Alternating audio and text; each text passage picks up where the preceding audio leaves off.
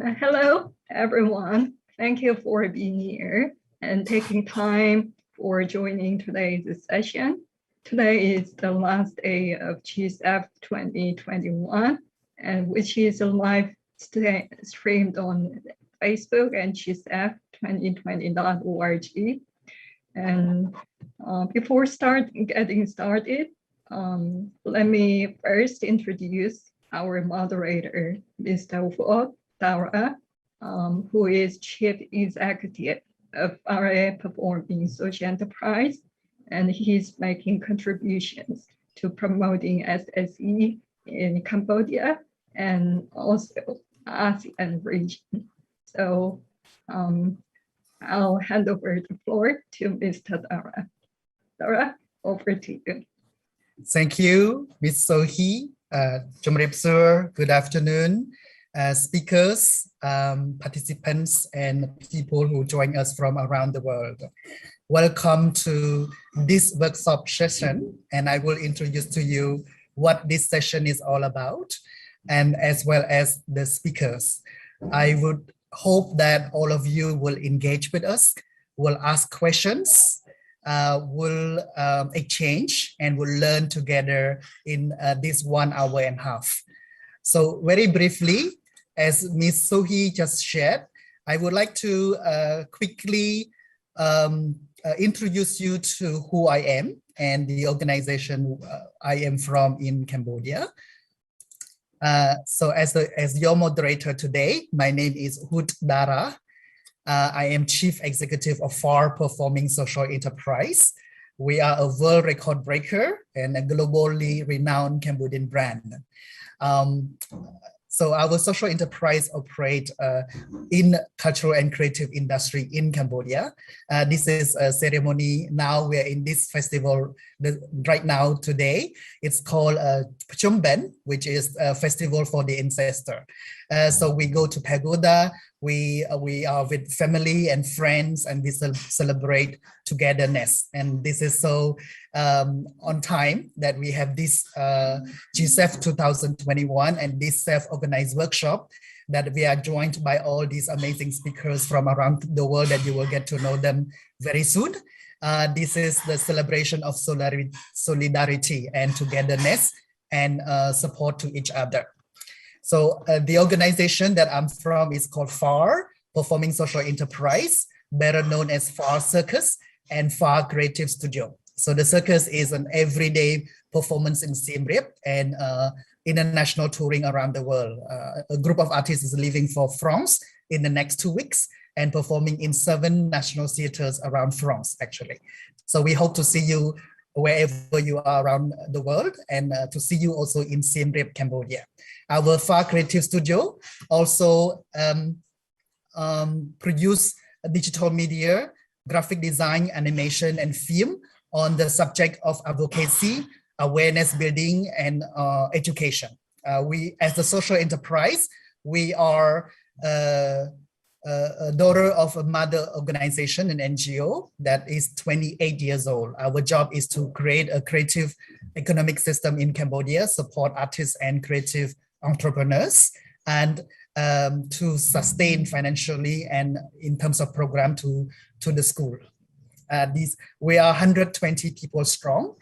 Because of COVID, this has strongly impacted us. So our colleagues from around the world will share soon how the SSE network and local actors work with local government to strengthen and build resilience of SSEs around the world.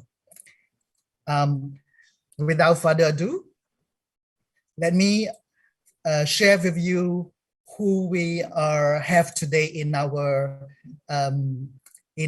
panel. We have Yong Kim from Association of Korea Local Government for Social Economy and Solidarity. I will get you to introduce yourself very quickly before your 10-minute presentation, Yong. And also we have Eric Leighton Inostroza from Chile, who is representing the European Network for Social Integration, Enterprises, and Centro I guess this is Centro International de Economía Social y Cooperativa, in short, CSGOV. And then we also have, hopefully Bernard will be with us sometime soon. I hope he will be joining us from Uganda. He's from Seneca. I'm already in. Hi, Bernard. Thank you for joining us. Welcome. I am just introducing the speakers. Thank you for letting me know that you're here with us. So Bernard comes from Uganda, an organization called Seneca, meaning Social and Solidarity Network for East and Central Africa. Is that correct, Bernard? You're right. Perfect. And last but not least, we have Martin van de Boer from Canada. I hope I pronounce your name correctly, Martin, or Martin in French, who is representing Fab City. The session today, we aim to look at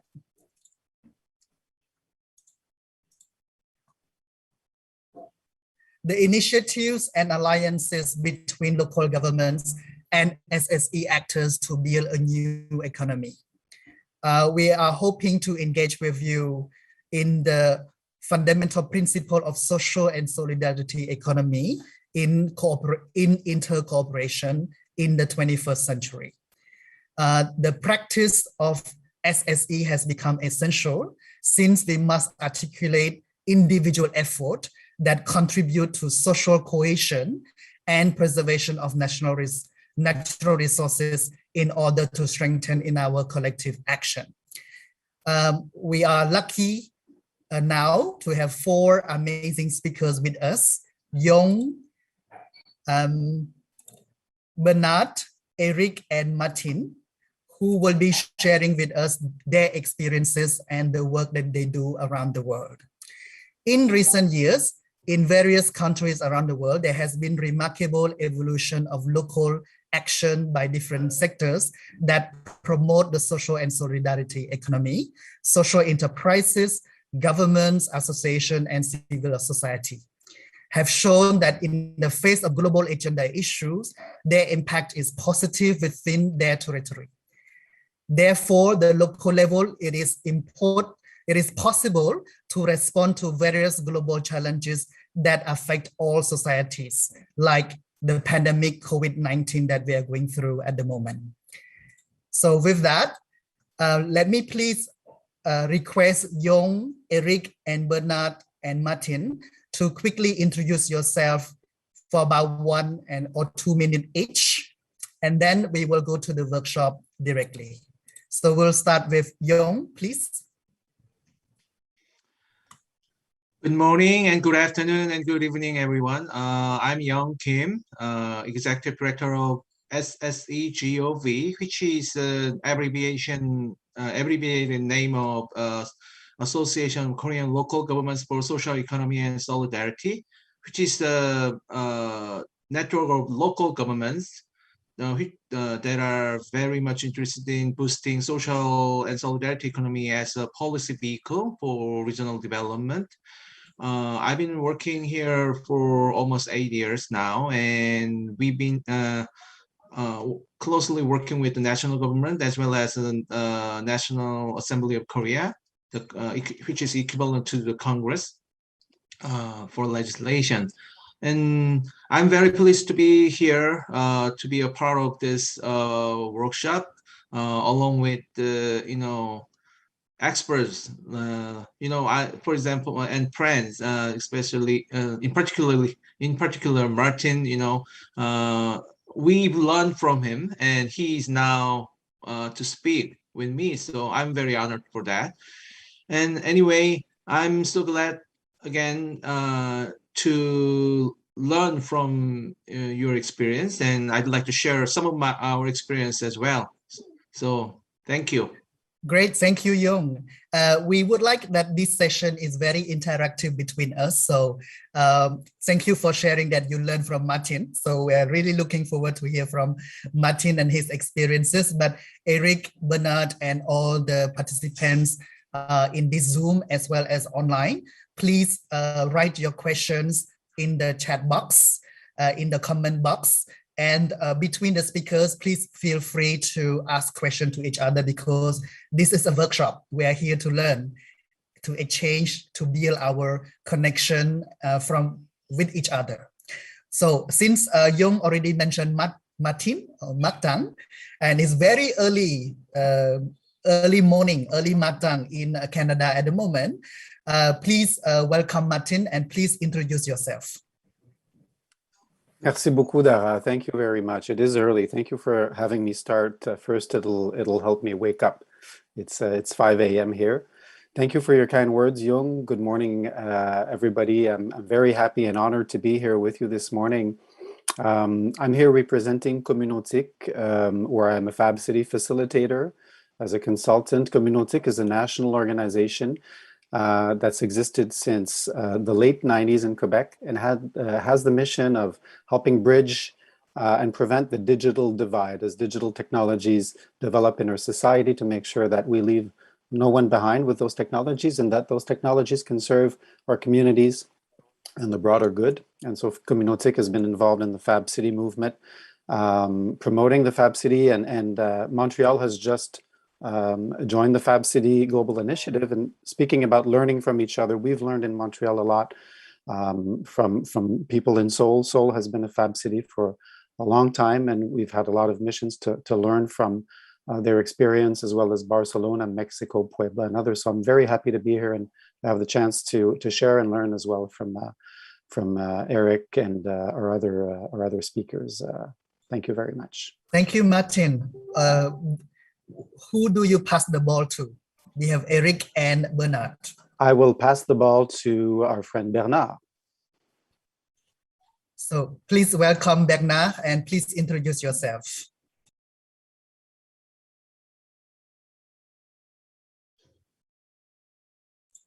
Did you turn on your microphone, Bernard? We don't hear you. Right. This is me. Okay. Sorry. Yes. Hi. We hear you. Thank you. Oh, I'm very sorry. You know, we have internet issues here in Africa, so usually in Uganda. So, but I hope we shall be able to have a fruitful engagement. Now, thank you very much, Mr. Moderator, all fellow speakers and the panelists. Thank you so much for giving us an opportunity to speak this very important forum, the Global Strategy Forum in Mexico. My name is Bernard Luiga.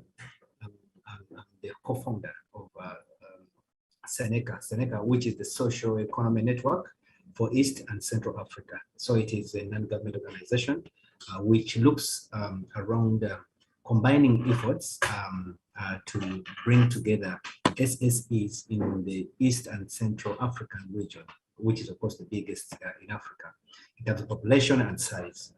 We bring these actors together to ensure we push the SSE agenda. So I also work with the government through the KCCA.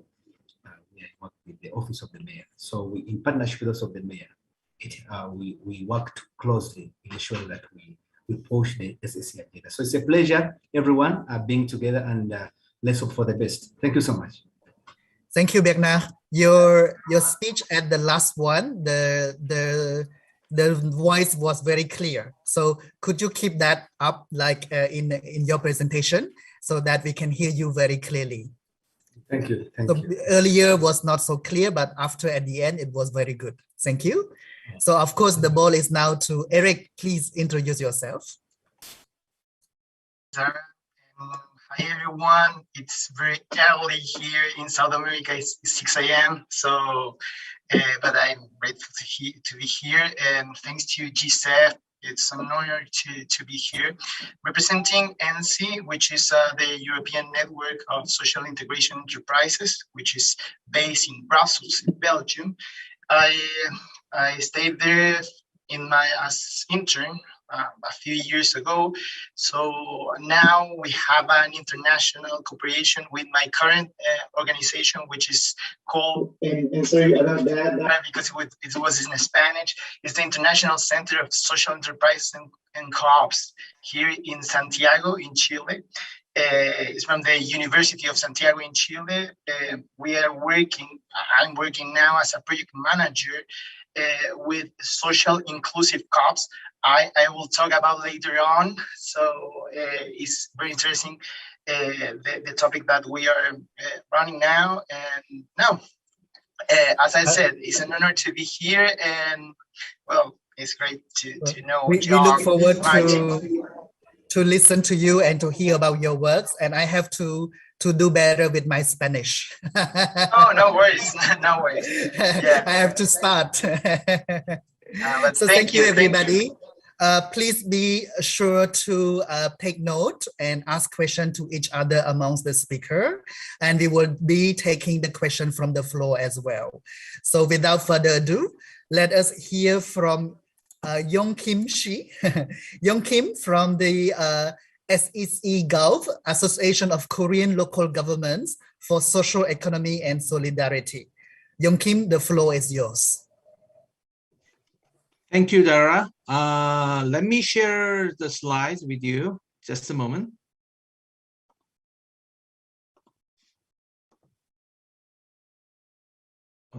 Okay. So, do you see the slides okay? Very well, Young. All right, thank you. Thank you, Martin.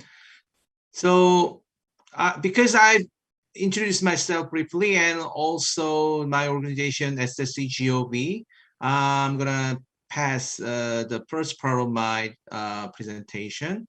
Basically, we are a network of local governments, like I said, and we is established based on Local Autonomy Act, and it's the membership-based system. So currently we have 48 and member cities in our network.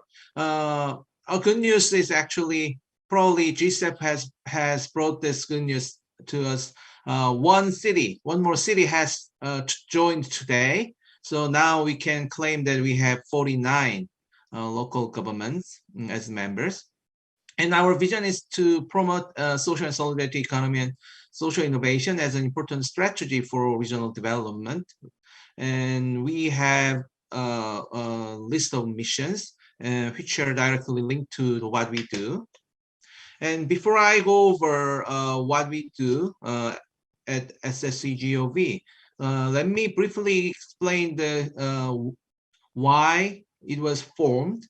And to do that, we have to look at the history of social economy sector in Korea, and I'll try to be brief. So Korea has a sort of long history of the social economy movement, as cooperatives established in the 1920s served as the liberation movement against Japanese colonial occupation. But the social economy sector was not a public policy priority in South Korea until the economical challenge in the mid-1990s, when the first self-sufficiency program was adopted by the national government. This program proved effective, and the government thought maybe we have to adopt a broader framework of the social economy, and later this point acted as a sort of starting point of the current social and solidarity economy scene, leading to several legislation, including the well-known Social Enterprise Promotion Act in 2007. While most of the efforts of the national government for developing social economy was done by the Ministry of Employment and Labor in the early 2010s, a group of local governments also provided an effective and important tool for regional economic development with the creation of CGOV, my organization. And they implemented policy programs to create a social economic ecosystem in their cities and regions. So these political leaders, as well as practitioners, felt a more comprehensive legal framework would be necessary for the rapidly growing social economy sector. So this led to the introduction, introduction of the Framework Act on Social Economy, which is not yet passed. So what I'd like to just highlight the role of local governments in the development of social and solidarity economy landscape here in Korea. Their efforts of innovative political leaders since 2010, and one of them was Seoul Metropolitan Government. So that was part of the reasons that the GSEF was sort of, proposed by the Seoul Metropolitan Government in 2013. And so there is some kind of, trend. There was some very strong trend that tries to boost the social and solidarity economy as a policy vehicle. And all of these have contributed to the formation and expansion of the SSE in Korea. Okay. So what we do at SSE GOV, as a network of local governments, we are focusing on 6 areas or 5 areas if you can just merge one of them. So first, we make a lot of efforts in capacity building for policymakers as well as social economic practitioners. This includes workshops, special lectures, and study tours to the regions or cities where they have the best practices in the social economy. We have also developed numerous education materials, including books, technical reports, and video clips with the help of many partners from not only in Korea, but also from other countries. Sharing the best practices of member cities is also important as well. This knowledge transfer, as well as capacity building, are the 2 key areas aligned with the mission of SSE GOV. Another area we are tasked with the development of policies and legislation. We have done and helped many types of research on social economy related topics over the years. Among those are social finance, socially responsible procurement, urban regeneration, measurement and evaluation of social value, and more. In particular, we have endeavored to make lawmakers aware of the importance of the social economy so that they can create related laws or revise the current laws to favor the development of social economy sector.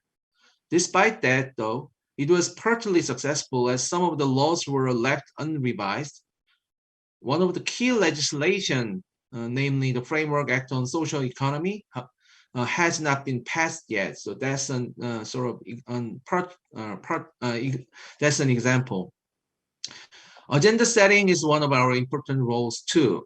We cooperate with many partners in both public and private sectors, including civil society, for setting SSE-related agendas and raising the awareness of SSE.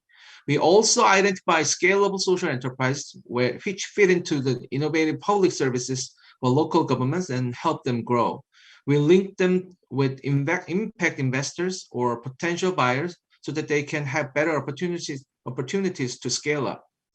SSE GOV itself designed innovative public service models that have the needs of local people, but local governments do not meet these needs yet. So developing a service model, we definitely seek to incorporate SSE elements into the model. One example is an artificial intelligence care service for the elders provided by a social enterprise called Happy Connect. We've been cooperating with a wide spectrum of international partners ranging from SSE organizations and networks to the foreign national government. Chantier, for instance, in Quebec, Canada, and Carl Polanyi Institute of Political Economy is our longtime partners. We've been closely working with the government of Costa Rica since 2016, which led to the international trade contract between a social enterprise of Korea and a fair trade cooperative of Costa Rica.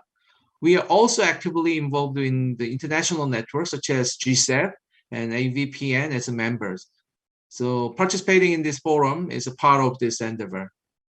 So I can dare to say that SSE GOV has been a crucial player in the Korean SSE landscape over the last 8 years. According to research, SSE GOV has made significant achievement in spreading out the gospel of social and solidarity economy to many local governments and leading the national government innovative SSE policy initiatives in Korea. On the way to these changes, though, we had to overcome a few impediments. So I'd like to highlight the challenges we are faced with and the solutions we came up with.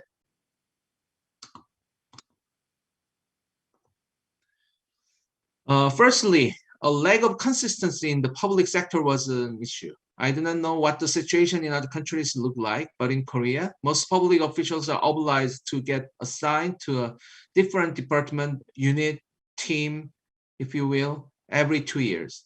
This practice is used to avoid corruption of public officials and to help them find what they are professionally good at. The problem is, however, that you cannot have well-trained and experienced public servants in a new subject such as an SSE when you have newcomers every 2 years. In order to solve this problem, we enforced as many training and education programs on SSE as we can for the public officials of local governments. In addition, we also made a guidebook for the public officials who are assigned to work in the SSE-related departments of local governments. Secondly, a lack of awareness on SSE was another big challenge. In particular, many lawmakers didn't understand why SSE is important as an inclusive economic system and why Korea needs a framework act. At the time, we began a legislation initiative in 2013 and 2014, except for a small number of legislators. So it was quite challenging to break this ignorance and the lack of awareness. With lots of efforts from local governments, such as Seoul and member cities of my organization, along with the SSE actors, things got much better since then. But there is still an obstacle of political misunderstanding and ignorance among the especially conservative lawmakers. So we did a number of PR campaigns for SSE, which helped influential lawmakers realize the importance of legislating Framework Act on the social economy. One of the example is the video clips to promote social Framework Act on Social Economy Act legislation, and these, on your left side, you might be able to see a lady and a gentleman, and these are celebrities in Korea and also social entrepreneurs. So we put them in the video, and they, convey the message. So at least some lawmakers were sort of persuaded by seeing this. As a network of organization of local governments, we have learned that our voice would be heard and goals would be reached only when we have enough political power. If you don't have power in the decision-making process, you won't be able to have an impact on society and solve social problems. That is why we emphasize the importance of networking and collaboration with a variety of partners. With these efforts, the number of our members has been doubled. We have been closely working with, sorry? Young, I could listen to you forever. What you're sharing is very important. Okay. Let me conclude. Sorry. Yeah, well, I would say that what you have to say is very, very important, and we could listen to you and be inspired by what you are sharing for a very long time. Unfortunately, we will have to request you to conclude this presentation onto the other remaining important point that you want to raise. Absolutely. And then we will hopefully can dig down deeper in the Q&A between you and us and all the participants. Thank you. Absolutely. Okay, no problem. Sorry, I didn't realize that this much time has passed. Okay, so the second thing was second challenge was that, and solution to the problem, we figured maybe we were trying to spread out the, reach out the diverse sectors or issues related to social and solidarity economy. And also we reached out to the best practices around the world so that we can learn from them and we adopt them. So let me conclude with this slide. Having said all of this, I'd like to put a strong emphasis on the expanding engagement for SSE, not just in the policy arena, but also in the political process. The more lawmakers and policymakers consider the SSE as a serious policy alternative for an inclusive society, and more people will benefit from the SSE ecosystem, we believe. That is why we have done an SSE manifesto campaign for almost every election. This effort led to the increase of SSE-friendly policymakers and lawmakers in the Korean SSE landscape, no matter what party they belong to. Expanding engagements is not limited to politics. Rather, the SSE actor needs to work hard to bring more citizens into the sector and make them experience the efficacy of the social economy. Once we reach a sort of tipping point in terms of engagement of SSE-oriented people in Korea, we'd be able to make bigger changes in times of great transformation, I believe. And that's what SSE GOV as a network of local government is trying to do. Thank you so much for your attention. Sorry that I spent too much time. Thanks. Thank you so much. Your sharing is very inspiring, and I would just give you from my reflection of your sharing, Yong, that what you have shared a Korean experience on the network of local government promoting SSE. We from Southeast Asia, where I'm from, Cambodia and the region of Southeast Asia, we look at Korea as a big brother and a big sister, as someone who has a lot more experiences, and as you shared all the important year and date and actions that has already done in the Korean experience.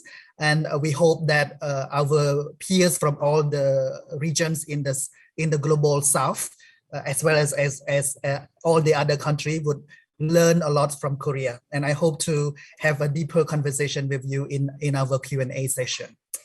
Thank you so much. We will pass the floor to Eric Leighton Inostroza from Chile, who is talking about work integration, social enterprise, and international cooperation. Eric, the floor is yours. Thank you, Dara. I will try to share, but Young, you have to. Young, could you stop sharing your screen? Yeah, thank you. Now I can. Yeah, now. Thank you.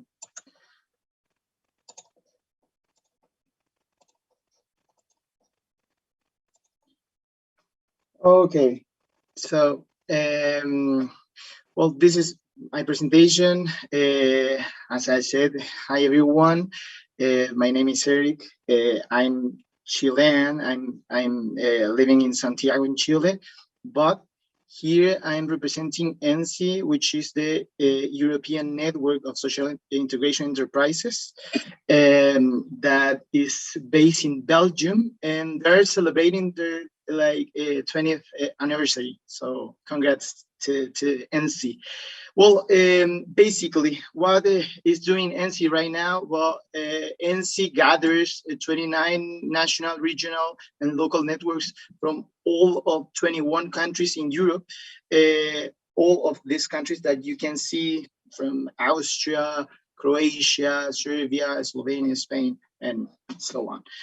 ENSI takes for its objective the representation, maintenance, and development within the European WISES networks and federation. I'm going to talk about WISES more deeper then. So yeah, but basically about ENSI is recognized by the European Commission as a key partner in inclusion and poverty reduction, which is their aim, and is a member of the Social Economy Europe network, which is one of the main networks there in Europe. So I was there, as I was saying, 2 years ago. I was an intern there in ENSI, so I learned what they were doing about work integration. Yeah, so I learned a lot about them, and basically some researchers, as Martha Nissens or Carlo Borsaga or De Fourny, they said that there are 4 types of WISES. Yeah, 4 types of WISES.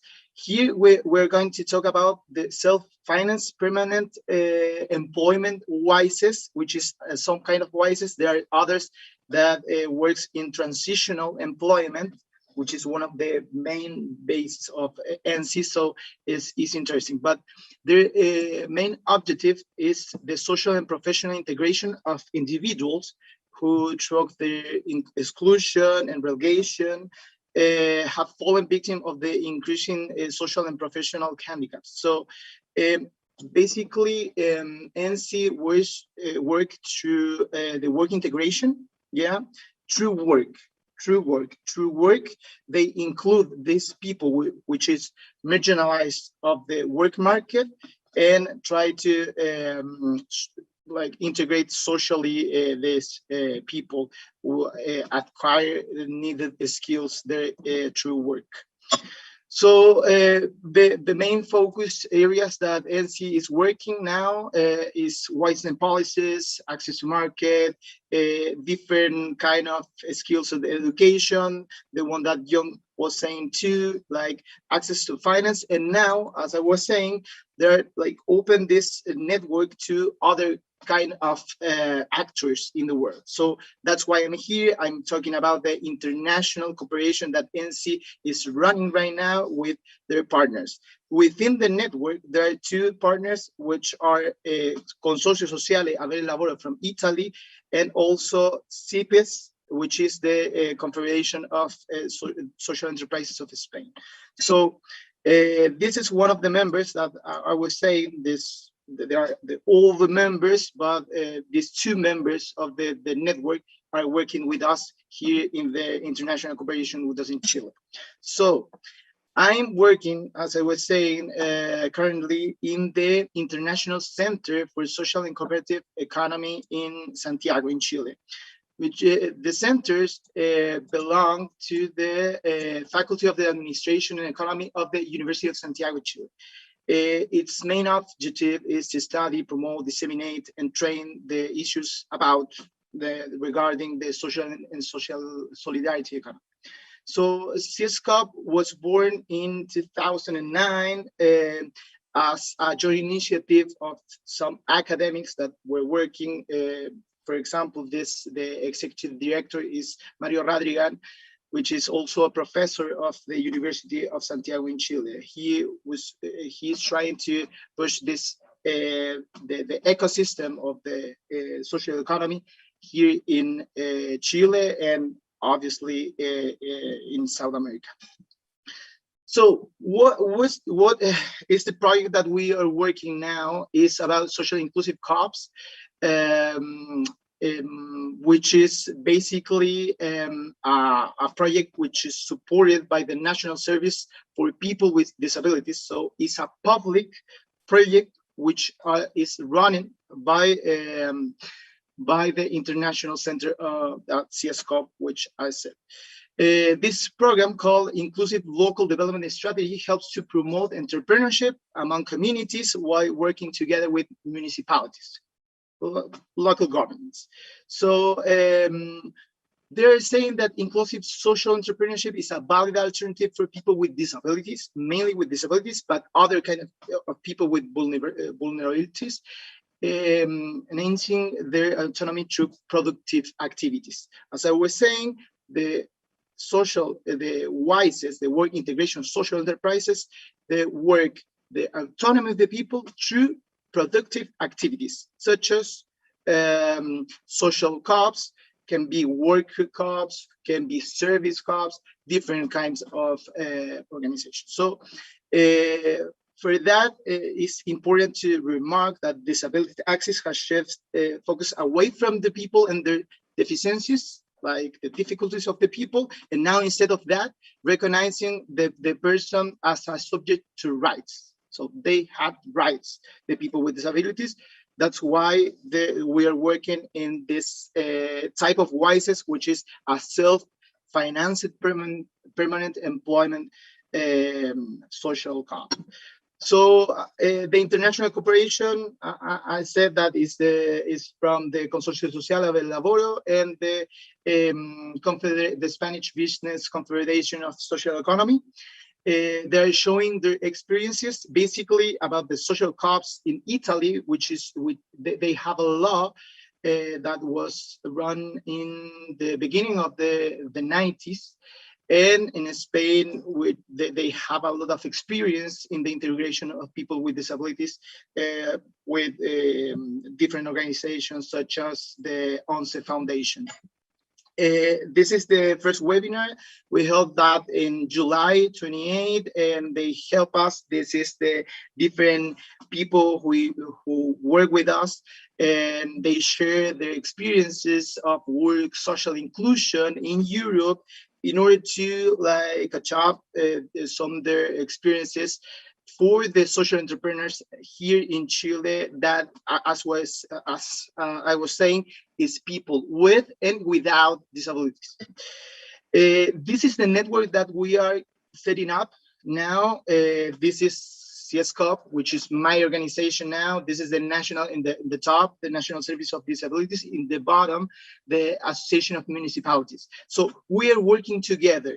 And then here in this box, the purple box, is there are the international institutions, such as NC, such as CISAL of Italy, such as CEPES from Spain, and you can be part of this like network. We are creating with regional governments and public and private sector. And what is the aim of this network? Try to help in order to sustain the business of these entrepreneurs, the pre-associative and cooperative groups, and the NGOs and civil society. Yeah.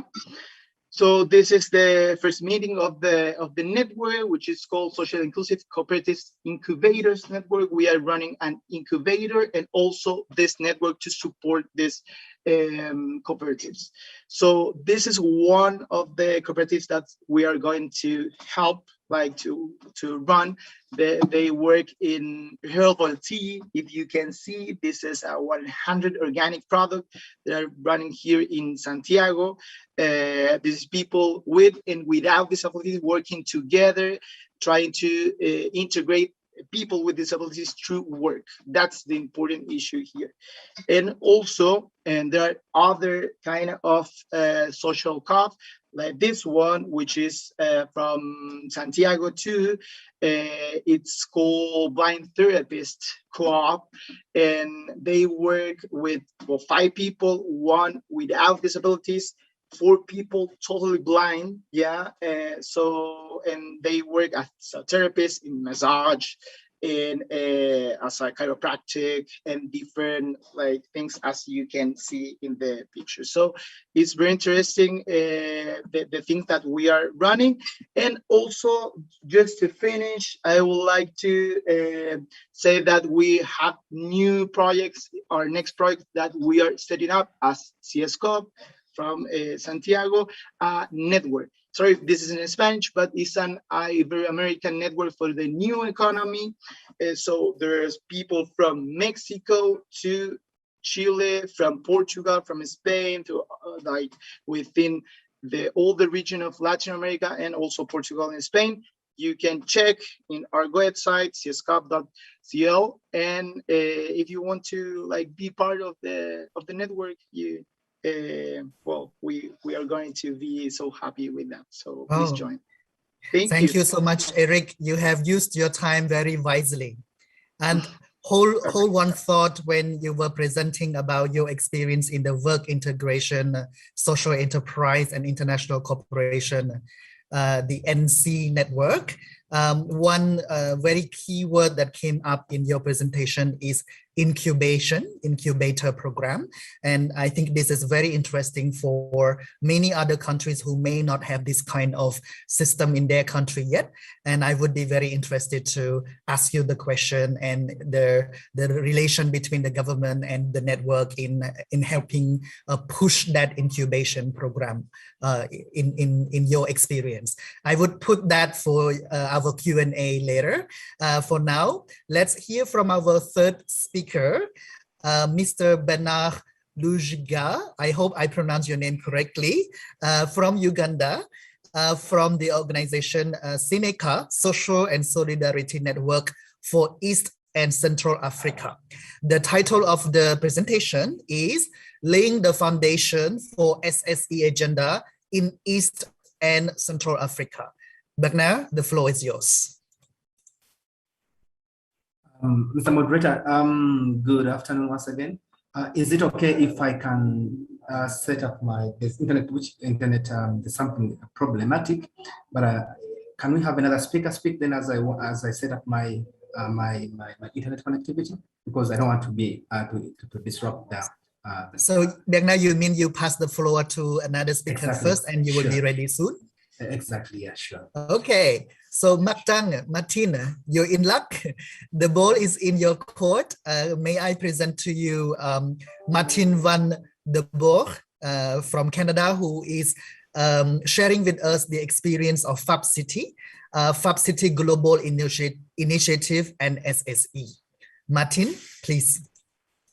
Thank you very much, Dara. Can you see my screen and hear me well? Yes, we can hear you very well. Thank you. Thank you. Let me just get organized here. I was not expecting to present now, but it's perfect. So thank you for having me this morning. So I briefly introduced myself earlier. I introduced Communautique as well. What I'm presenting this morning or this evening for you is the Fab City Global Initiative. And my goal is really to link the Fab City Global Initiative to the contribution that social economy can make. And what is interesting and what sparked the submission to the GSEF is that in all the cities, because it's a global initiative that mobilizes many local governments around the world, in all the cities and many of the cities where the Fab City Global Initiative is present, there's also a strong presence of the social economy in both the local government level and at the public policy level as well. But we don't see a lot of linkages between the two. And so what I'm hoping today is that the local governments will realize that if we want to advance the Fab City and the SSE agenda, I think there's a huge potential in linking these two initiatives. And so what is the Fab City Global Initiative? The Fab City Global Initiative is an international initiative to develop locally productive and globally connected self-sufficient cities and territories. Jung was talking about the birth of the social economy coming into the Self-Sufficiency Act in South Korea. This is very similar. It proposes for cities to produce almost everything they consume by 2054 as a way to navigate the ecological transition that we need to make to live within the planet's resource boundaries, basically. And so it's about building a new economy based on distributed data, and distributed manufacturing infrastructure that operates harmoniously within the boundaries of the planet's resources. And so it starts from our story of since the Industrial Revolution. The model that we've created, we call it in the Fab City movement, a product in, trash out model, where we extract, we produce, we transport, we distribute, we consume, and at every step of the way, we're generating trash. And we know today we're speaking more and more, thankfully, of circular economy as a solution. And you'll see that it's one of the pillars, one of the main strategies within the Fab City is to move out of that product in, trash out, to move to a different model, which is a data in, data out.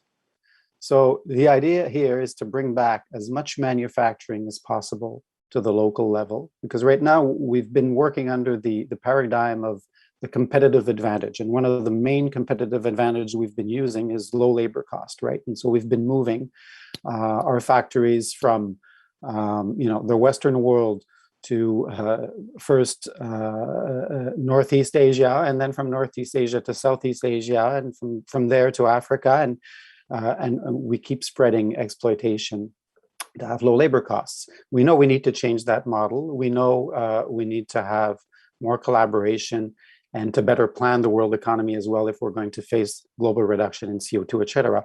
And so we need to move to a model where we're producing locally so we can have circular economic models, and we're using data and knowledge as our main elements of international economic activity.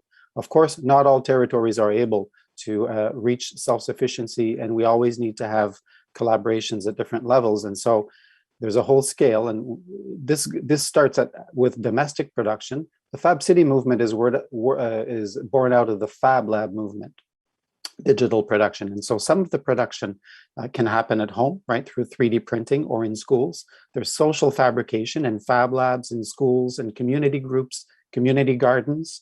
Any small community local production, social economy would fit in there at certain scales, but also at the larger scales. There's circular fabrication at the community level. And then as we move further away, there's areas more specialized that are more globalized. And as you can see at the bottom, what travels globally is mostly data, not products. I'm saying mostly because we'll never reach 100%. There's always that complementarity, and not all territories have all the resources they need.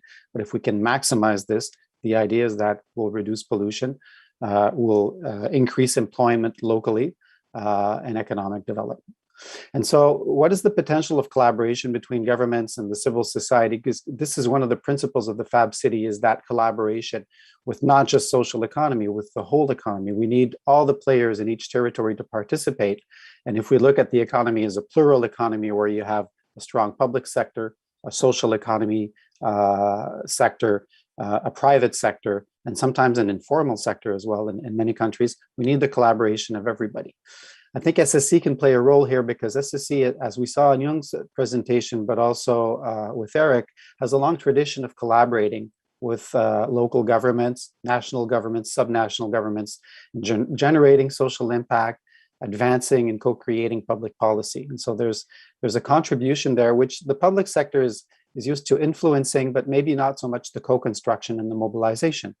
SSE can also contribute and help generate the social capital we need to make that huge shift, right? Mobilization, building democracy, education, training, knowledge transfer, building trust and understanding, which I think is the most important social capital we need to achieve all those transitions.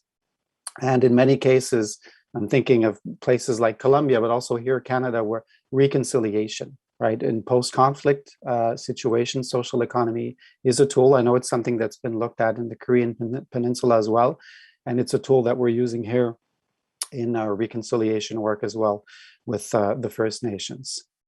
There's also a hard economic contribution of SSE organizations within the Fab City. I think we know SSE organizations, co-ops in particular, employ and mobilize a large portion of the global workforce on the planet. More than 20% are working for cooperatives, which is more than all of multinationals on the planet combined. And they also play an important role in producing the majority of the food we consume, and in many regions of the world, the energy we produce and we use. We can think of the United States, where more than 50% of the electricity is moved by cooperatives. Or all the food cooperatives everywhere on the planet that are feeding our cities. A few examples where social economy has played a role and is playing a role right now in this transition in the Fab City movement. These are pictures from EcoFab, which is the Fablab of Communautique. We have a Fablab at Communautique, and during the pandemic, this has happened all around the planet. We saw the need for personal protection equipment in hospitals during the pandemic. And so our Fab Labs turned into micro factories, basically prototype factories. In Montreal, we made 35,000 visors for our hospitals in 6 weeks within our Fab Labs. This was made by citizens and Fab Lab mediators. And this was a competitive bid with large corporations. And the Fab Lab network, because of the open innovation principles behind the Fab Labs and all the sharing that was happening from all around the world, the data sharing, we were able to prototype the best models all around the world and answer the needs for hospitals. And this happened in every continent of the world. Another example, sometimes it can be very broad-based. This is the Fédération des Coopératives du Nouveau-Québec. You can see the map. The territory you see here, Nunavik, is the size of Scandinavia almost. And on this territory, 90% of the economy is controlled or rather animated by this federation of Inuit co-ops. They control transportation, tourism, retail, production, there's education. It's very broad-based, and they have a strong presence in Montreal as well. And so in this case, you can see that social economy would have a huge role to play in the Fab City movement. We can see it in farming as well. Here we have the example of La Capé, which is a network of about 250 farms that serve 70,000 families with organic food, and they're making their own machines. Here we have machines to spin out the water out of vegetables. On the bottom left part of the screen, they're making their own electronics to control their greenhouses and their watering systems. So they're completely autonomous from multinationals in terms of making even their electronics. So they can modulate it, adapt it to their own needs, to the size of their farm, without being dependent on software upgrades. And this is all coming out of the Fablab movement. Because time is passing quickly, I'll finish with another example out of Montreal. This is the Salon Collective. They collaborate with the city of Montreal. Montreal has a program called Montréal en commun, Montreal in common. There's 4 different access to that program. Salon is involved in energy production. They're involved in urban mobility, but they're also involved in creating that sense of community at the neighborhood level and changing the narrative, because there's all that eco anxiety as well with climate change. We need to change things quickly. It's a lot of pressure. And so they work with the communities on imagining how we can make that change happen at the neighborhood level, at the city level, and at the global level. And as citizens, what power do we have? And they're doing amazing things like local geothermal in the cities, in back alleys, methanization projects, thermal solar, photovoltaic solar shared between neighbors, and all sorts of other projects as well. So I'm sharing some links here. There would be a lot to say. You have different links here, which will tell you a lot more on the Fab City movement, and I'll leave it here. Thank you very much. Thank you, Beck. Thank you, Martin. You have used the time very wisely as well. Thank you for this amazing presentation. I have just a very quick question. Is fab an English, a verb in English that has a meaning? Is it an abbreviation? What is it? Yes, in many languages, fabricating. So to fabricate, I should have said that at the beginning. So with a link to manufacturing or making, right? Making things. So, yeah, fabricar in Espanol or fabriquer in French. Great. I was thinking it's fabulous. It's also fabulous too. We use it for that, because making our own things is fabulous when we can learn to make things and also preserve the knowledge and the culture of making things, right? Which is something that we're losing in many places. So to preserve our own cultures as well, and the beautiful diversity of culture on the planets. So it's not just high tech. The Fab City can also be low tech. This is very important, and it's inclusive. I will introduce this idea to the network that I have in Cambodia, because we have individual solo entrepreneur and micro entrepreneur who try to create things by themselves. And I think hearing from you will inspire them to even do more and excel in what they try to achieve. And thank you. And you have Fab Labs in Cambodia, and we have Cambodian nationals involved in Montreal as well in the Fab Lab movement. So there's some nice linkages there. Yeah, I will be very pleased to connect, and I'm sure many of our listeners and participants in this workshop would like to connect with Fab Lab and the things that the actions that Fab City is doing as well. May I please invite Bernard to share with us, and with technical support from GSEF Secretariat. Bernard, are you ready? The floor is yours. Thank you. Good afternoon once again, Mr. Moderator and my fellow speakers. Thank you so much. My name is once again Bernard Luiga, co-founder of Seneca. So Seneca is Socio-Economic Network for East and Central Africa. And the title of the theme, Laying the Foundation for SSE Agenda in East and Central Africa. We are having this as my title simply because SSE is a new concept in the African context. So we are trying to make it known, promote this idea or agenda in Africa. Next.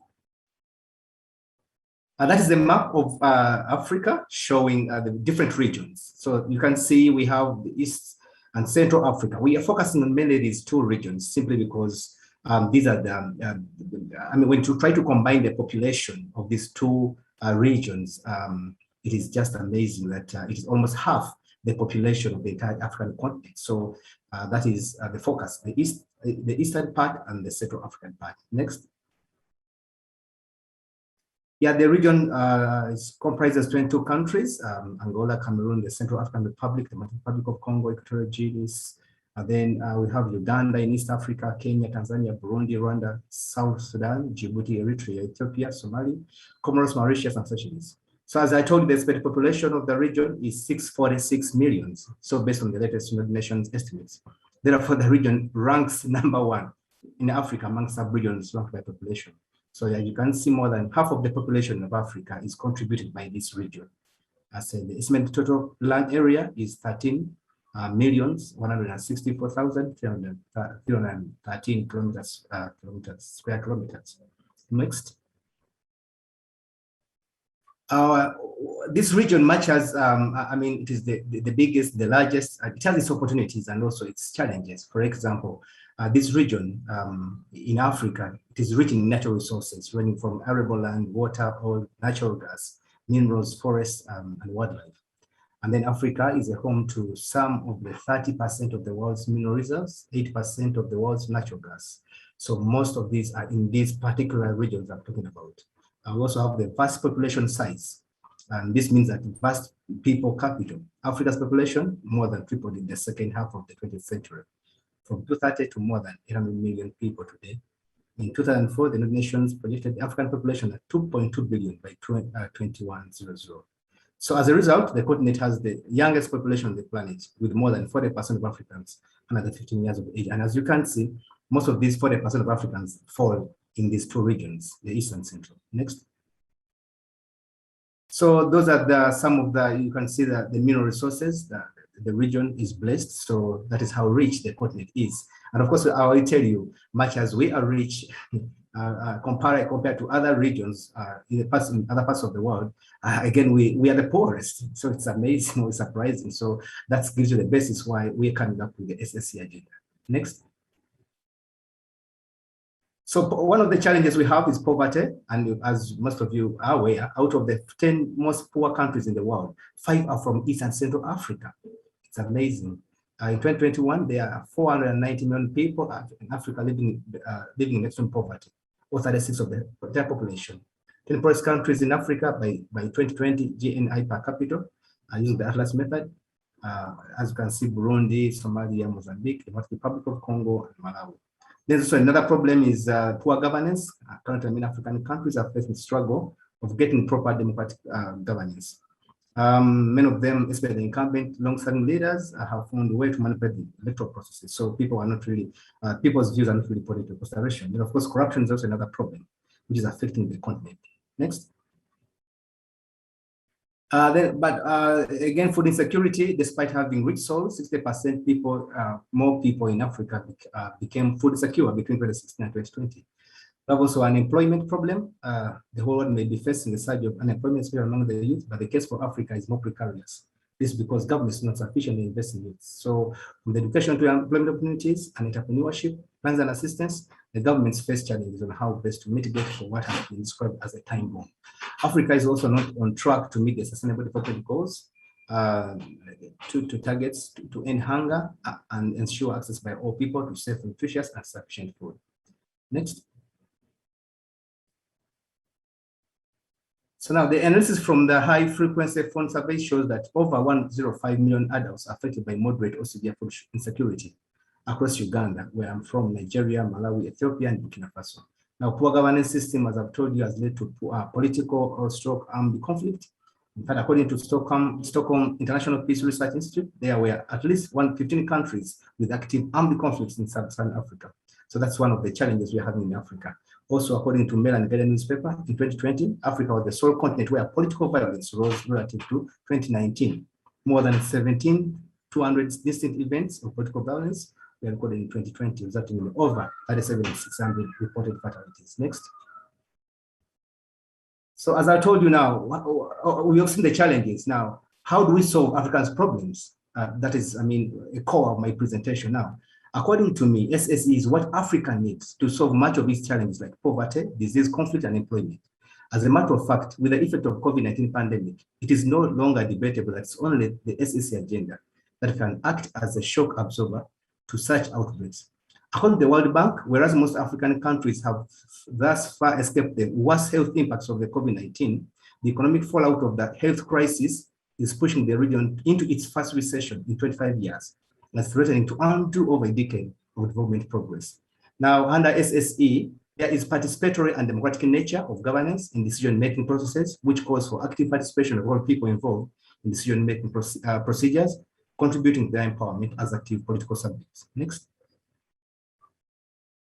Now, and here I'm giving the background, the formation of the social economy network for East and Central Africa. Now, from the skills acquired through GSEF, GSEF has been given us capacity. We've had a series of capacity building trainings. For example, me attended one in Kampala, and then another one in Seoul in 2021. Again, another one we just had recently in Kampala. So with the knowledge that we have acquired through GSEF, publications, GSEF and also the publications, the idea of starting up Seneca was birthed in late 2020 and formally registered in 2021 with the government of Uganda. Now, the focus of Eastern and Central Africa is because countries in this region experience the highest number of natural and human-induced disasters in all of Africa. Droughts, floods, crop and livestock diseases, civil conflicts, volatile food prices, and HIV continue to undermine livelihoods in the region. Now, most of the 16 East and Central African countries covered in the present chapter are classified by the World Bank as being low-income economies. Next. Now, many of these crises spill over borders, such as the 2011 drought in the Horn of Africa, which affected more than 13 million people at its peak. Coordinated action and efforts to build resilience are therefore crucial in preventing and responding to this crisis. Seneca started with a network of 5 organizations in Uganda. They are locally based, that is Uganda Employment Foundation, Connect People with Disabilities, Lucky Child and Elderly Foundation, Mukono District NGO Forum, and Chikanda Road Communities Development Organization in the first 2 months after its inception. Now, Seneca would bring together SSE actors in the East and Central African to champion the cause of SSE. Seneca was formally incorporated on 13th January 2021. The 2021/2022 Seneca work plan with the $62,500 budget was launched on 1st of May 2021. Unfortunately, most of the activities were halted due to the lockdown imposed by government due to the COVID pandemic, so which affected revenue mobilization on our part. So most of the activities were put on a halt because of a lack of resources caused by the lockdown. Next. That is the capacity building, some of the pictorials. We had one, that's the Speaker of Parliament, and we have our GSEF, our Secretary General. She visited when she visited Uganda. On the right of the Speaker is on the left, that is the Mayor of Nakawa. Then now is MP. You can see myself. The next picture. That is the capacity building workshop, as you can see how it was attended by people from the participants from the local government and also from the civil society. Next. That is it. Next. That is again, that's a pictorial still with the minister. It was a 3 days engagement. Next. So I conclude by the African proverb: if you want to go fast, go alone. If you want to go far, go together. That is, we are trying to bring the element of social and solidarity economy. Social and solidarity economy, since people want people to go together, they want people to work together, to formulate ideas and programs together. So that's why I'm saying, if you want to go fast, you go alone. If you want to go far, you go together. So if you want to go fast, go alone. If you want to go far, you go. The way forward is social and solidarity economy. Thank you so much for your kind attention. God bless you. Thank you so much, Bernard. This African proverb conclude the presentation of all our speakers, but also present our spirit of solidarity, of working together, and the spirit of this workshop, which is about the network of SSE role, the role of the SSE network in regional and international arena and agenda, and the role of the government in this network. So it's time for us, we have about 20 minutes from now to open the floor for question and discussion among speakers and participants. So feel free to leave us a comment to ask question on the comment box in this Zoom or on the live Facebook live video. May I start with a question for all the speakers, and any of you would just be able to pick up the question. I would like to know what, in your experience, is the tangible and real benefit, very clear that you can see, of the cooperation networks in the social and solidarity economy sector. What do you see as tangible and real benefit of cooperation network in SSE sector? Any speaker would like to take the floor, please just turn on your microphone and share with us.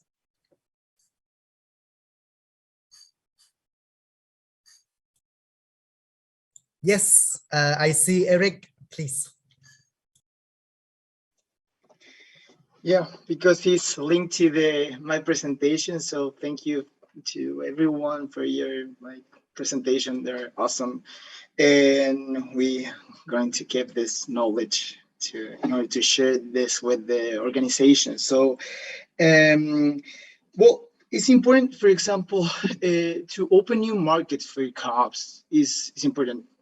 I saw one example in Austin, in Texas, in the US, where they were selling products from an Argentinian co-op.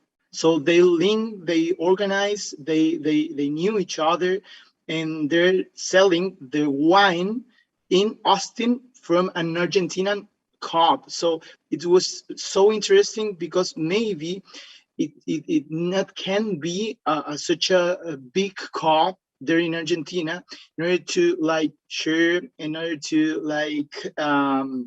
do this with it's called the Westville Food Co-op.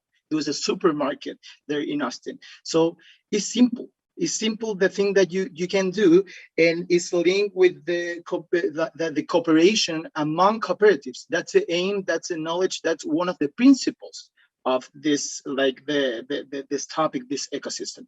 So that's one of the examples, as you was asking, Dara, can you say a simple example? I will suggest this, cooperation among cooperatives is one of the things that I can catch about this. Yeah. Thank you, Eric. Any speakers would like to take on this subject? I can maybe go next, Dara. Thank you, Eric, for your contribution. I would say to complement, I agree with what Eric was saying, but I think for me, the intercooperation, I think, is the most important element in social economy.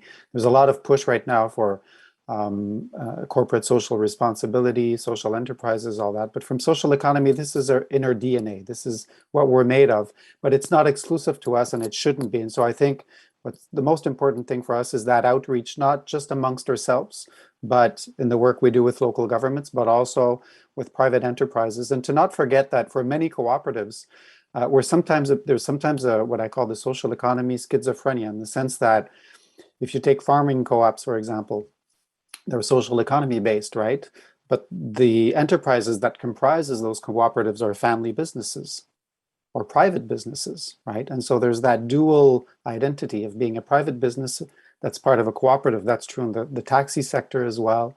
It's not true in all sectors. It's not true in the worker co-op sector or the housing co-ops, but there is that sort of hybrid nature of social economy. And I think if we can bring our values within those sectors as well, and they are already present, so we can broaden that intercooperation, so we can tackle those challenges that Bernard was talking about, right? In Africa, which is so contrasted in Africa.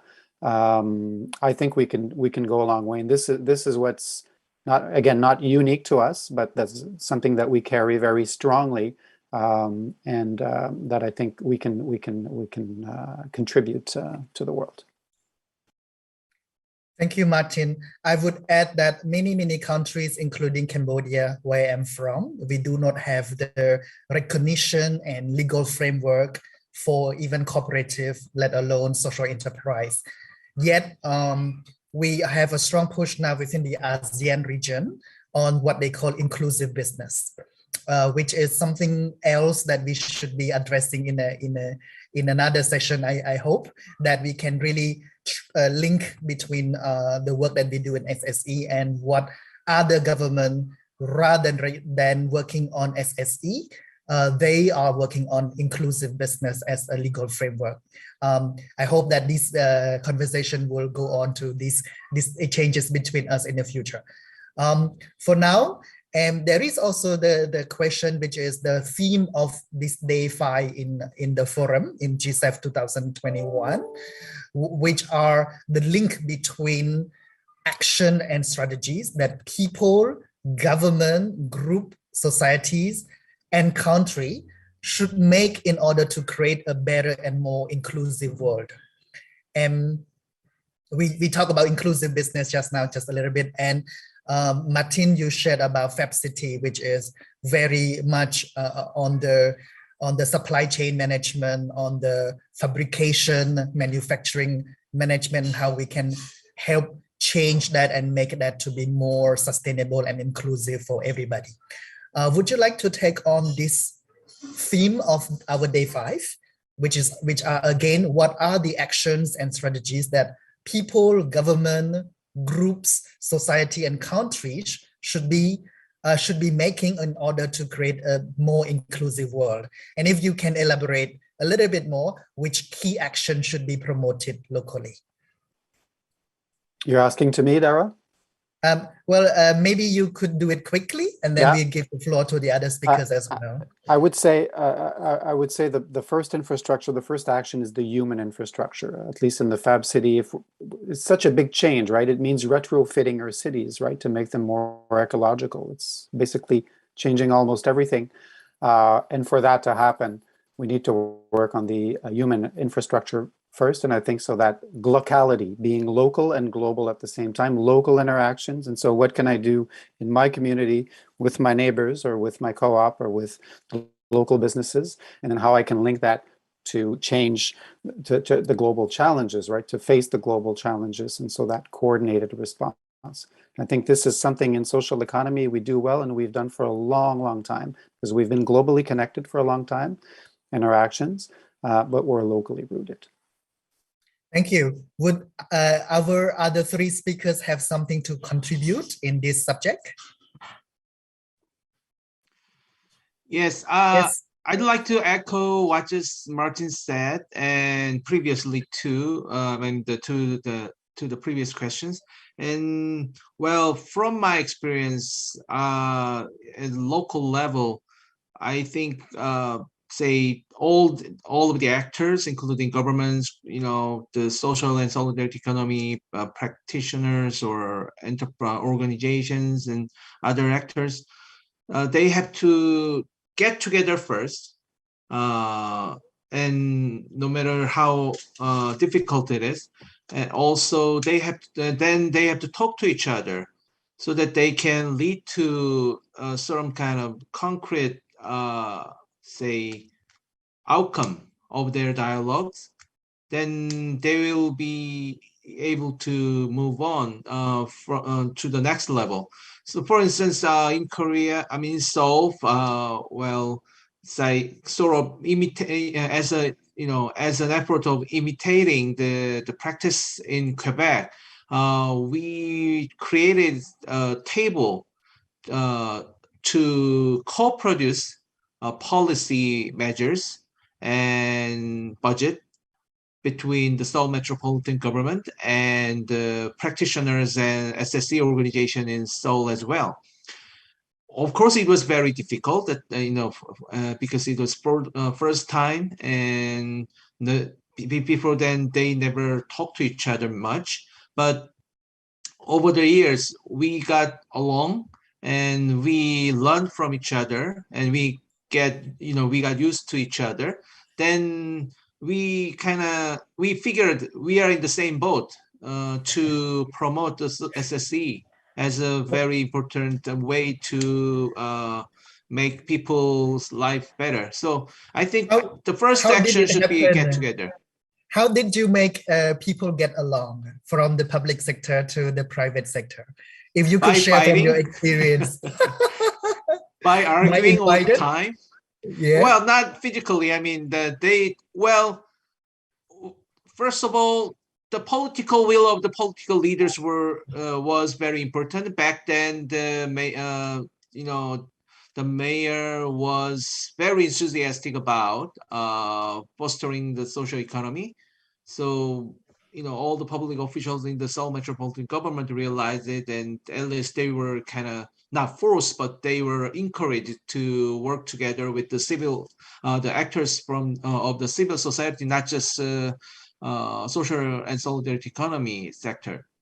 But even with that, unless you have a long enough time to get along by exchanging your ideas and thoughts, it wouldn't be that easy for you to get along with the people from the other sectors, I think. Yeah, I can see from your presentation, the experience of Korea is a long way running from the starting point to getting the will from the political leader to get the political will. And then this political will is very important to mobilize the cooperation and support from everybody. Right. Thank you, Yong. Would you like to exchange some questions and point with each other between the speakers? Maybe before is it okay if I say something very briefly? Yes, please, Bernard. Just please on the question of the actions that need to be taken, I think in my view, what's the most critical, based on my experience in Uganda, is the international linkages and partnerships between SSE actors in the various countries. I think it's very, very important that we prioritize such, because in Uganda, for example, if we did not have the capacity building sessions by GSEF, I don't think we would be where we are in terms of the advocacy and the agenda we are pushing, this agenda we are pushing in Africa. So through the international the linkages and the partnerships, the advantages, for example, knowledge sharing. I mean, like right now, I get to know what Yang does, how he does it in Korea. I get to know how Martin does it in Canada. So I mean, you share knowledge and then also the cultural diversities are also critical. I mean, we're different from different parts of the world. So when we share, I mean, we appreciate the cultural differences. I mean, we can also benefit something out of that. So I think to push the SE agenda, I think we also need to capitalize so much on the partnerships. I mean, embracing and supporting partnerships that open international doors to SSE actors. Thank you so much. Thank you, Bernard. I would say that coming from the region of Southeast Asia, I would really like to speak with you further on the experience of Seneca in East and Central Africa, because as I shared with you, we don't even have a network for the country of Cambodia, but then you already have the Central and East African network to engage with stakeholder, government, and to advance the agenda of SSE. So I think that you could be an inspiration and role model for me and for my peers in this region to work with each other to also have a regional network that can engage at the regional and international level as well. On that note, I think I will come back to Eric in my question that is linked between government, societies, groups, people, because Eric spoke about a project that is called an incubator, which is a very business oriented field. That this is the word we use in entrepreneurship a lot.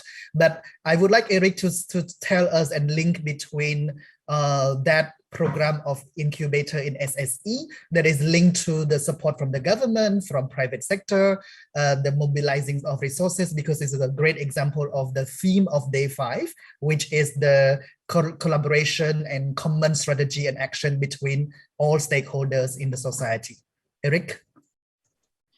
Thank you, Dorian. It's very important that the thing that Martin, Young, and Bernard were saying, because for us, I will say, we have the person with disabilities that we would like to help. However, this started with a law that, with not a law, with a policy, with a public policy, which was started by the government, the national government. However, there is no legal framework about these social inclusive co-ops. So that's one of the main issues here, because, for example, in Europe, you have I was talking about this work integration social enterprises. You have legal framework in France, for example, about the entreprise d'insertion. You have in Italy this legal framework about the social co-ops. In Spain, you have the empresas de inserción, which is a broader legal framework, and you have also another kind of enterprises which are working directly with people with disabilities. Now, what is the link with that with the private sector? For example, there is one of the wisest, which is transitional. You have your social enterprise, you work on the job. Yeah, you're trained on the job as a professional or as a person, and you work through a new goal that is transit to another work in a normalized enterprise, which is in the regular market, which is from the private sector. So there is a link, as Martin was saying, between a social enterprise and a normal enterprise. That is so interesting, but they have a legal framework which is pushing that. For example, I know that in Uruguay they run a few years ago a new law. Why that is important? Because if you don't have any legal framework, you don't have any support from the government, from the private sector, and if you have this legal framework, it's easier to push this kind of issues for the people. So the thing that Young was saying is so interesting, because if you are going to run a network, is the main goal to run this network is to try to interpret it, try to go deep inside the laws, and try to help the people in this topic. So it's interesting because some countries in Europe, they don't have any law, any legal framework about this kind of enterprises, social enterprises, but however, they are working in that topic. So they should be recognized. That's the thing. And I guess that this is happening in Southeast Asia, yes. It's happening in Africa and other countries. So that is important, the link. Yeah. Yes, I just shared that Cambodia don't have it. Yet our government is actually working on what they call inclusive business, which is linked to SSE, but not exactly SSE. And it's very hard for small actors, cooperative in the country to prove a big data like what the government will require in inclusive business. So our job is to create a network that can allow us to engage strategically and advocate for our sector in the inclusive business framework, even we are not exactly in, maybe one day some of us will be recognized and go into accredited as inclusive business, but we still need the cooperation and support between the government and all the actors in the country. And with the example from Uganda, I really would like to learn from the experience and the role model to look at Southeast Asia as a region, so that we can engage as a region with the global agenda as well. On that note, we have about 5 minutes left between us. I would ask the speakers, would you like to ask each other some specific question, or would you like to at the same time give your last remark and last word from this workshop? And it is a pleasure being with you today. Our friendship has been fostered, and I hope that we will continue to support each other and exchange with each other in the future. May I leave the floor, Yong, please? Well, thank you, Tara. I just wanted to follow up what just Eric mentioned, because probably it's gonna be my final remarks. I think Bernard and Eric also, and Tara, you mentioned about how hard it is to do the social economy without any without much recognition or a legal framework and so on. And that the same thing happened here in Korea. That's why we created a network. I think one of the most important roles of this kind of all of these kinds of networks is to give more visibility to the sector, as well as to mobilize the power from people or from politicians to create the better say infrastructure. Whether it's institutional infrastructure or it's financial infrastructure, no matter what it is, I think it's really important to mobilize the resources and the power from the stakeholders. So that's why we need this kind of network, and especially I think when you don't have your network inside, in your region or cities or country, then also you can always resort to say network of friends outside. For instance, when we started in early stage, we always sort of try to learn from the practices of Quebec. That's why I in the first part of this session, I kind of gave thanks to Martin to give us a lot of insights. Such an exchange can happen everywhere. So Tara mentioned Korea can be a big brother to some Asian countries. I kind of doubt it, but personally, but still we can learn from each other. So that's the beauty of having this kind of international network such as GSEF. That's my 2 cents. Because being a big sister has too big responsibility. That's why you doubt it. Right.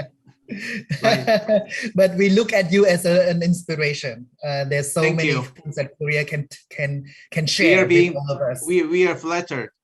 Thank you. The rest of the speakers, Martin, Eric, yes, Bernard. This question I think will go to it's a food for thought. That would go to all the speakers. How can we promote the coexistence of the SSE and the private sector? Because these are varying forces in my understanding.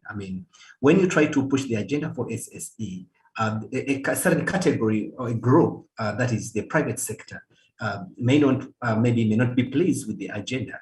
So by the experience, because I know maybe in Canada and maybe Korea, maybe this has been done very well. So because the social economy, based on what we read, I think it's doing well in Canada and Korea. How do you advise? How can we promote their coexistence? The private sector to look at SSE not as maybe a competing force, but a force to move along with, to move together with, in championing the interests of each party. So I don't know what's the experience in Canada. I don't know what's the experience in Korea. It would be of great interest for people like us to know. How is it? Because in my view, I think it's very, very important that there is coexistence between the SSE actors and the private sector. Over to you, please. Thank you. Thank you. Thank you so much. Eric and Martin, concluding and last words, please. Thank you. I can go if you want, and I'll leave the Yes. last one to Eric. Bernard, you're setting, with your question, you're setting the agenda for a next session, I think. I would say it's an excellent question. I think we need that diversity. Going back to what Jung was saying about what the South Koreans learned in Quebec, Quebec has a very diversified social economy ecosystem, but we say it often, we learned from many places of the world, and we took ideas from many places of the world that, you know, the collective kitchens in South America, in Santiago, in Chile, or in Bolivia, or things that we brought, and we redeveloped it and adapted it. And I think so, the diversity of models, the diversity of practices, adapting it to our cultures, to our local realities, I think that's important. And to try to answer a little bit your question, Bernard, about the fact that we need social economy to coexist with all those other sectors in the economy. I think nature is a great teacher. Ecosystems need diversity to work, to have that sort of homeostasis, to have that equilibrium. And I think economic systems and strong economies, and it's true of South Korea, it's a diversified economy. It's true of Japan. It's true of strong European countries that have strong economies. They have diversified economies with a strong civil society. And when we can have that, then we have economic models that can adapt to different situations, and offer, you know, and if they can collaborate, it offers hybrid models. And I think we need to look at that, always infusing as much as values that we can from social economy, because they're values that foster the common good. Thank you, Martin. Eric, your last but not least, I'm afraid we have 1 minute to conclude your remark, please. Oh, I had a lot of questions to every one of you, but I will try to conclude this. Maybe we can make another session in the future. I know. No, but it's the same that Martin was saying. Yeah, of course. Now, for us, it's important to remark that the public procurement, for example, is so important in order to help this social cause that we are trying to push here in Chile. And also the work integration social enterprises are helped by the national and local governments in a very important way. And it's important because maybe it's difficult to fight against big corporations and other kind of enterprises in the markets. So it's important to balance this, and with this balance it can be helped by the local governments in this way. And as Martin was saying, the knowledge is in the people. They know what to do. So it's just the thing that the professional, the young people that Bernard was saying in Africa, they have new professionals, a lot of people that can help this person with disabilities or with other vulnerabilities. Is the aim of us to help this people with our new knowledge that we are sharing here, in order to be able to grow, to make an impact, to help the people, and to sustain their small businesses, and maybe to grow to a medium business in the future. So it's important to us to share this knowledge, to work in consistently in this networks. And now, thank you for the invitation, and we will share this presentation for sure to every one of you. It's good with technology. Our video here will reach many people thanks to the network of GSEF, and we hope that all your presentation will be inspiring many SSE actors from around the world. With that, what we say in Cambodia is thank you. And this is how we do it, namaste and Jumrip Lir. Thank you so much for being with us on behalf of everyone in SSE and GSEF. Your contribution has been very valuable, and we hope to see you next time. We will release our GSEF colleague for preparation for their next session. And again, speaking about next session, we do hope to come again together to share and to inspire all actors around the world. Have a great morning, afternoon, evening for the rest of you. Thank you very much. Jumrip Lir.